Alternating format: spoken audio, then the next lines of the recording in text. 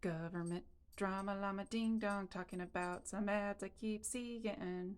Lately, I've been getting a lot of ads that veer toward a particular type of lifestyle and whatnot, but in amongst them, I kept getting another one.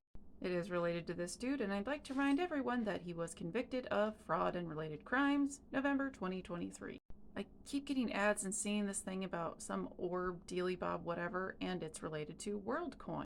This also involves Sam Altman, who is part of OpenAI. Over the past few months, shiny metallic orbs have materialized cities around the world from New York, Berlin to Tokyo. Its creators hail the orbs as revolutionary devices, ushering in a new era of global humanity and financial stability. Its detractors slam them as invasive, dystopian, and exploitative. Why might that be? Well, the startup uses orbs to scan people's eyes in exchange for a digital ID and possibly some cryptocurrency depending on what country they live in. And since this current administration seems to want to try to move to crypto, I think we need to pay attention. This iris scan is basically supposed to prove that you're human and then create your user ID. If World IDs catch on, holders could theoretically use them to sign on to all websites, just like Google offers single sign-on services. The difference, Altman argues, is that a WorldCoin would be more secure and unlinked to other information, including a user's email, name, or photograph. And how sure are we that that's going to be unlinked? Well, it's also supposed to allow ID holders to log into a website without that action being traceable by other people or any government. Sure, Jan. There's a lot of money that's been invested into this, one of them being Sam Bankman-Fried. The article goes into how he also wants this to kind of be created as a UBI, but as it points out, this remains murky as to how they plan to pay for it. The hope is that as people want to buy this token because they believe this is the future, there will be inflows into this economy. New token buyers is how it gets paid for effectively. So there's like one person at the top, and then they recruit more people under them who recruit more people. I'm just saying. Many critics have called WorldCoin's business of scanning eyeballs in exchange for crypto dystopian, and some have compared it to bribery. WorldCoin says the biometric information on the orbs is deleted after being processed and converted into cryptographic code. But a history of Silicon Valley companies mishandling data has left a sour taste in people's mouths, and some fear that the iris scans could be used for surveillance or sold to third parties. They also included this from Edward Snowden, quote, "Don't use biometrics for anything. The human body is not a ticket punch." This article is from 2023, and this year, hackers stole the login credentials of WorldCoin operators, who are tasked with signing up new users. An article by the crypto publication Blockbeats alleged that people in Cambodia and Kenya were selling their iris data for as little as $30 a pop to speculators on the black market, who hoped that the WLD they collected from the scans would increase in price. France and the UK are watching WorldCoin and find it to be questionable. A WorldCoin Foundation representative responded to the news in Kenya in a statement to Time, writing, "The demand for WorldCoin's proof of personhood verification services in Kenya has been overwhelming, resulting in tens of thousands of individuals waiting in lines over a 3-day period to secure a World ID." Kenya being one of multiple places where unscrupulous individuals will set up their scams. And I'm sure the end of this article wasn't ominous at all. When WorldCoin co-founder Alex Blania, was asked by Bloomberg News about login theft and black market sales, he dismissed their impact. "Of course there will be fraud," he said. "It will not be a perfect system, especially early on."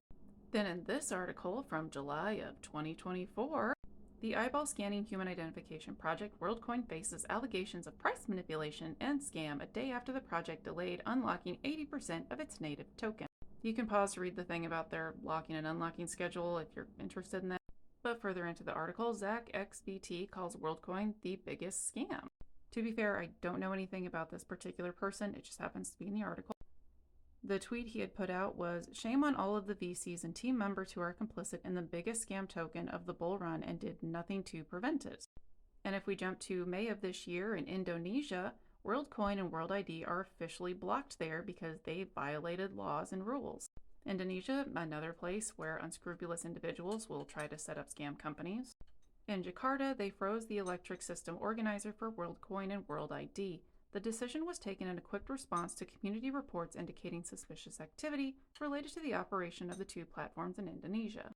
This is translated from Indonesian, so I'm not sure if some of the words are translated correctly or not. This freeze was put into place as a preventative measure because of everything going on.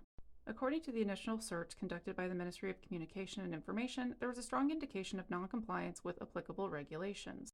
PT Terang Bulan Abadi? That's my best guess.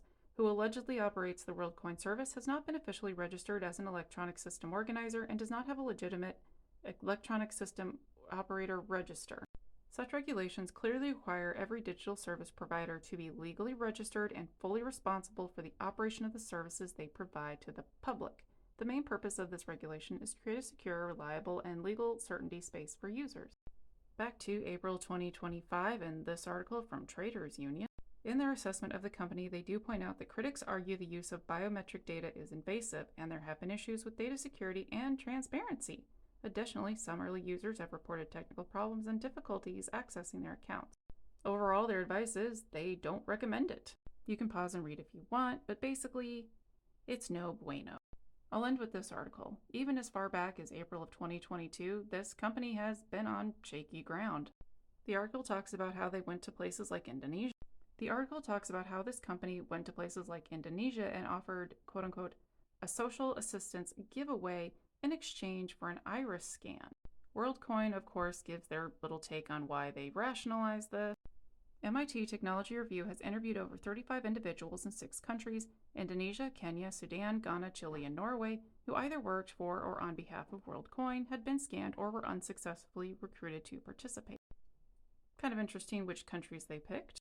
Even though the company says they focus on privacy, in this particular article, they found that the company's representative used deceptive marketing practices, collected more personal data than it acknowledged, and failed to obtain meaningful, informed consent. These practices may violate multiple laws. I don't trust anything connected with this company or the orb, and I have a feeling it's probably not going to get any better. Probably shouldn't use biometrics for anything, and the human body is not a ticket punch.